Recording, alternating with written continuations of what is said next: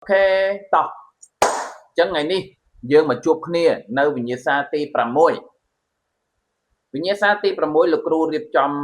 10សំណួរដូចគ្នាបាទអញ្ចឹងសំណួរទី1លោកគ្រូយកសំណួរសួរថាតើអង្គភ្លុកប្រាសាទជាអ្វីអង្គភ្លុកប្រាសាទនឹងមានទិសដៅពីណាទៅណាអញ្ចឹងអង្គភ្លុកប្រាសាទគឺជាព័ត៌មានដែលដឹកនាំដោយនឺរ៉ូនហើយអង្គភ្លុកប្រាសាទនឹងគឺមានទិសដៅតាមផ្នែកទាំង3របស់នឺរ៉ូន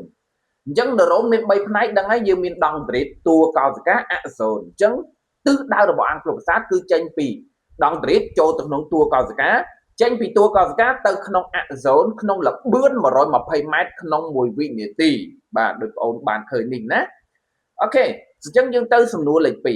2សំណួរទី2ប្រៀបធៀបនឺរ៉ូនវិញ្ញាណនាំនិងនឺរ៉ូនចលករអញ្ចឹងនឺរ៉ូនមាន3ប្រភេទមាននឺរ៉ូនវិញ្ញាណនាំនឺរ៉ូនចលករនឺរ៉ូនភ្ជាប់ឬហៅថាអន្តរនឺរ៉ូនឥឡូវគេឲ្យយើងប្រៀបធៀបនឺរ៉ូនវិញ្ញាណនាំនិងនឺរ៉ូនចលករអញ្ចឹងលក្ខណៈដូចគ្នានៃនឺរ៉ូនគឺដឹកនាំអង្គភ្លុចប្រសាទដឹកនាំព័ត៌មានលក្ខណៈខុសគ្នានៃនឺរ៉ូនវិញ្ញាណនាំនិងនឺរ៉ូនចលករនឺរ៉ូនវិញ្ញាណនាំដឹកនាំព័ត៌មានចេញពីធ្មួលវិញ្ញាណឬសរីរាង្គវិញ្ញាណទាំង5ទៅកាន់ខួរក្បាលនិងខួរឆ្អឹងខ្នងឬយើងហៅថាមជ្ឈមណ្ឌលប្រសាទតួកោសិកានៃនឺរ៉ូនវិញ្ញាណនាំគឺស្ថិតនៅក្នុងកង់ឃ្លីយ៉ុងហ្នឹងគឺជាបណ្ដាញសរសៃប្រសាទនៅក្រៅខួរក្បាលនិងខួរឆ្អឹងខ្នងនឺរ៉ូនចលករជានឺរ៉ូនដែលដឹកនាំអង្គភ្លុកប្រសាទចេញពីមជ្ឈមណ្ឌលប្រសាទគឺខួរក្បាលនិងខួរឆ្អឹងខ្នងទៅកាន់សរីរាង្គប្រតិកម្មគឺសាច់ដុំនិងក្រពេញតួកោសិកានៃនឺរ៉ូនចលករគឺមាននៅក្នុងខួរក្បាលនិងខួរឆ្អឹងខ្នងអូខេយើងមើលទៅសំណួរទី3នៅពេលដែលមនុស្សស្វឹងស្រាខ្លាំងហេតុអីបានគេដើរត្រេតត្រោតហើយចាប់កាន់អីញ័រហើយជួនកាលធ្លាក់បែកទៀតអញ្ចឹងមូលហេតុដោយសារតែសារធាតុអាល់កុលដែលមាននៅក្នុងគ្រឿងស្រវឹងគឺវាបានទៅបង្អាក់តួនាទីរបស់ខួរតូចអញ្ចឹងយើងដឹងហើយថាខួរតូចមានតួនាទីគ្រប់គ្រងទៅលើលំនឹងរបស់សារពាង្គកាយគ្រប់គ្រងទៅលើចលនាឆន្ទៈដែលគ្រប់គ្រងទៅលើសាច់ដុំរបស់យើងហ្នឹងអញ្ចឹងនៅពេលដែលមនុស្សស្វឹងបានន័យថាខួរតូចបាត់បង់នាទីអញ្ចឹងបើខួរតូចបាត់បង់នាទីគឺបាត់បង់អ្នកគ្រប់គ្រងលំនឹងរបស់សារពាង្គកាយហើយក៏បាត់បង់អ្នកដែលត្រួតពិនិត្យទៅលើចលនាសាច់ដុំដែរអញ្ចឹងហើយទើបធ្វើឲ្យមនុស្សដែលស្វឹងគឺមានដំណើរត្រេតត្រោតនិងកាន់អីញ័រកាន់អីអត់ជាប់អូខេតោះអញ្ចឹងយើងមកមើលសំណួរបន្តគឺសំណួរលេខ4គេនិយាយថាតើភ្នែករបស់មនុស្សមានភ្នែកប៉ុន្មានស្រទាប់អ្វីខ្លះអញ្ចឹងភ្នែករបស់យើងគឺមានភ្នែក3ស្រទាប់វាមានស្រទាប់ sclerotic ជាស្រទាប់ពណ៌សក្រាស់រឹងស្វិតនៅខាងក្រៅនេះស្រទាប់ទី2គឺជាស្រទាប់ choroid ពណ៌ក្រហមនេះគឺជាស្រទាប់កណ្ដាលស្ដើងសម្បូរដោយជាតិពណ៌ត្នោតចាស់និងសរសៃឈាមចំណែកឯស្រទាប់ retin ជាស្រទាប់ទី3ពណ៌លឿងនេះជាស្រទាប់ដែលសម្បូរទៅដោយកោសិកាកោណនិងកោសិកាដំបងសំណួរទី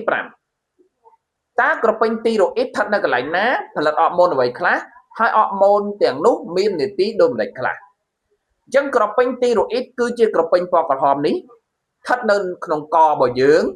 នៅពីក្រោមបំពង់សម្លេងនៅពីមុខបំពង់ខ្យល់វាផលិតអរម៉ូន2ប្រភេទគឺអរម៉ូនទីរ៉ុកស៊ីននិងអរម៉ូនកាល់ស៊ីតូនីនអរម៉ូនទីរ៉ុកស៊ីនជាអរម៉ូនដែលមានតួនាទីបង្កើនមេតាបូលីសប្រូតេអ៊ីនក្លូស៊ីតនិងខ្លាញ់អរម៉ូនកាល់ស៊ីតូនីនមាននាទីបន្ថយកាល់ស្យូមដែលលើសនៅក្នុងឈាមអញ្ចឹងវាបន្ថយបែបណាគឺវាផ្ញើឆ្អឹងឲ្យចាប់យកកាល់ស្យូមដែលលើសនៅក្នុងឈាមយកទៅរក្សាទុកអញ្ចឹងកាល់ស៊ីតូនីនតកូលកាល់ប្រមូលកាល់ស្យូមទុកក្នុងឆ្អឹងមានអរម៉ូនមួយទៀតគឺអរម៉ូនប៉ារ៉ាទីរ៉ូអ៊ីតអរម៉ូនប៉ារ៉ាទីរ៉ូអ៊ីតហ្នឹងគឺផ្ញើឆ្អឹងឲ្យបញ្ចេញកាល់ស្យូមមកប្រើប្រាស់វិញនៅពេលដែលឈាមយើងខ្វះកាល់ស្យូមបាទនេះនិយាយពីមិញហ្នឹងឯងគឺសំណួរលេខ6ហ្នឹងអញ្ចឹងតើក្រពេញប៉ារ៉ាទីរ៉ូអ៊ីតជាអ្វីស្ថិតនៅកន្លែងណាមាននាទីដូចម្តេចអញ្ចឹងក្រពេញប៉ារ៉ាទីរ៉ូអ៊ីតគឺក្រពេញពណ៌លឿងទាំង4គ្រាប់នេះជាក្រពេញតូច4គ្រាប់ប្រព័ន្ធគ្រាប់ស្ដែក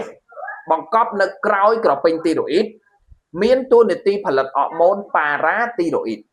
វាផលិតអរម៉ូនប៉ារ៉ាទីរ៉ូអ៊ីតដើម្បីតម្រូវមេតាបូលីសកាល់ស្យូមនិងផូស្វាតនៅក្នុងឈាមអ អញ្ចឹងដូចខ្ញុំនិយាយមិនអញ្ចឹងថាវាមានតួនាទីផ្ញើឆ្អឹងឲ្យបញ្ចេញកាល់ស្យូមមកក្នុងឈាមនៅពេលដែលឈាមយើងខ្វះកាល់ស្យូមទី7តាមទម្រង់របស់ប្រូតេអ៊ីនគេចែកប្រូតេអ៊ីនជាប្រមាណក្រុមអ្វីខ្លះអញ្ចឹងតាមទម្រង់របស់ប្រូតេអ៊ីនគេចែកប្រូតេអ៊ីនជា2ក្រុមគឺប្រូតេអ៊ីនសរសៃនិងប្រូតេអ៊ីនគ្រាប់ប្រូតេអ៊ីនសរសៃហ្នឹងមានរាងវែងម៉ូលេគុលវែងហើយមិនរលាយក្នុងទឹកទេហើយស្វិតទៀតវាមាននៅលើកញ្ចក់មាននៅលើស្បែកមាននៅលើសរសៃសក់និងរោមបាទប្រូតេអ៊ីនគ្រាប់វិញជាប្រូតេអ៊ីនដែលមានទម្រង់មូលតូចងាយរលាយក្នុងទឹកមានដូចជាពពួកអង់ស៊ីមអង់ទីក័រអេម៉ូក្លូប៊ីននិងអាល់ប៊ុយមីនទី8ផ្អែកលើសមាសភាពវិញគេចែកប្រូតេអ៊ីនជាប្រមាណប្រភេទអញ្ចឹងផ្អែកលើសមាសភាពគេចែកប្រូតេអ៊ីនជា2គឺប្រូតេអ៊ីនងាយនិងប្រូតេអ៊ីនសាំញ៉ាំប្រូតេអ៊ីនងាយហ្នឹងគឺប្រូតេអ៊ីនទម្រង់ទី1ជាប្រូតេអ៊ីនដែលកើតឡើងពីអាស៊ីតអាមីណេសុទ្ធបាទអត់មានធាតុផ្សំចូលទេចំណែកប្រូតេអ៊ីនសាំញ៉ាំវិញគឺជាប្រូតេអ៊ីនដែលមានក្រុមប្រូស្តេតិកចូលរួមជាមួយនឹងអាស៊ីតអាមីណេដូចជាលីប៉ូប្រូតេអ៊ីនកើតឡើងពីលីពីតបូកនឹងអាស៊ីតអាមីណេបាទអញ្ចឹងហ្នឹងគេហៅថាប្រូតេអ៊ីនសាំញ៉ាំទី9តើលក្ខខណ្ឌអ្វីខ្លះដែលធ្វើឲ្យប្រូតេអ៊ីនបាត់បង់គុណភាពនេះជាសំណួរសំខាន់ជាសំណួរដែលសាចេញនៅក្នុងប្រឡងថ្នាក់ជាតិអញ្ចឹងកូនទិញវាឲ្យចាំសំណួរហ្នឹងណាលក្ខខណ្ឌអ្វីខ្លះដែលធ្វើឲ្យប្រូតេអ៊ីនបាត់បង់គុណភាពអញ្ចឹងលក្ខខណ្ឌដែលធ្វើឲ្យប្រូតេអ៊ីនបាត់បង់គុណភាពមាន8យ៉ាងទី1អាស៊ីតខ្លាំងបាក់ខ្លាំងអង្គធាតុរំលាយសាប៊ូអ៊ុយរ៉េទី5កំហាប់អំបិលលោហៈធាតុធ្ងន់បំរែបំរួលសីតុណ្ហភាពនិងចលនាមេកានិកបាទអញ្ចឹងមាន8ចំណុចហ្នឹងហើយជាសំណួរសំខាន់ដែលអាសាចេញនៅក្នុងពេលប្រឡងថ្នាក់ជាតិបាទអញ្ចឹងទី10ជាសំណួរដែលខ្ញុំគិតថាអាចនឹងចេញនៅក្នុងឆ្នាំនេះដោយសារអីឆ្នាំមុនគេចេញប្រៀបធៀប ADN ប្រូតេអ៊ីនដូច្នេះឆ្នាំនេះអាចនឹងចេញប្រៀបធៀប ADN និង ARNM ឬ ARNM ជាមួយ ARN ទេអញ្ចឹងលក្ខណៈដូចគ្នាជាអាស៊ីតរីបូនូក្លេអិកដែលមានអាស៊ីតផូស្វរិកមួយម៉ូលេគុលដូចគ្នាហើយនឹងមានបាសអាសូត ACZ 3នាក់ដូចគ្នាប៉ុន្តែអ្វីដែលខុសគ្នាគឺ ADN មាន2ខ្សែស្ករវាគឺជាស្ករ deoxyribose C5H10O4 មាននៅក្លេទីតប្រភេទ T ប្រវែងវែងជាងម៉ូលេគុល ARNM ម៉ាស់វាធំជាង ARNM មាននាទីផ្ទុកព័ត៌មាន genetic ហើយអង្កត់មួយនៃ ADN ដែលយើងហៅថា gen ហ្នឹង gen មួយសំយោគ ARNM បានមួយ ARNM វិញកើតឡើងពីចង្វាក់នុយក្លេទីតមួយខ្សែស្ករវាគឺជាស្ករ ribose មាននុយក្លេទីតប្រភេទអុយប្រវែងវាខ្លីជាង ADN ឬក៏ប្រវែងខ្លីជាងហ្នឹងហើយប្រវែងវាខ្លីជាង ADN ដោយសារវាប្រវែងរបស់វាស្មើប្រវែង gen ហើយ gen គឺស្ថិតនៅក្នុង ADN ចឹងនេះ ADN នេះគាត់ណាវាលោតទៅជា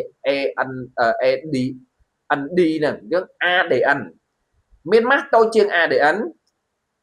មាននីតិចម្លងព័ត៌មាន genetic ចេញពីចង្វាក់ម្ខាងរបស់ gen ARNM មួយសំយោគចេញពី gen មួយបាទអញ្ចឹងសម្រាប់វិញ្ញាសាទី6គឺជាវិញ្ញាសាដែលលោកគ្រូបានរៀបចំ10សំណួរហ្នឹងគឺចប់តែប៉ុណ្្នឹង follow for more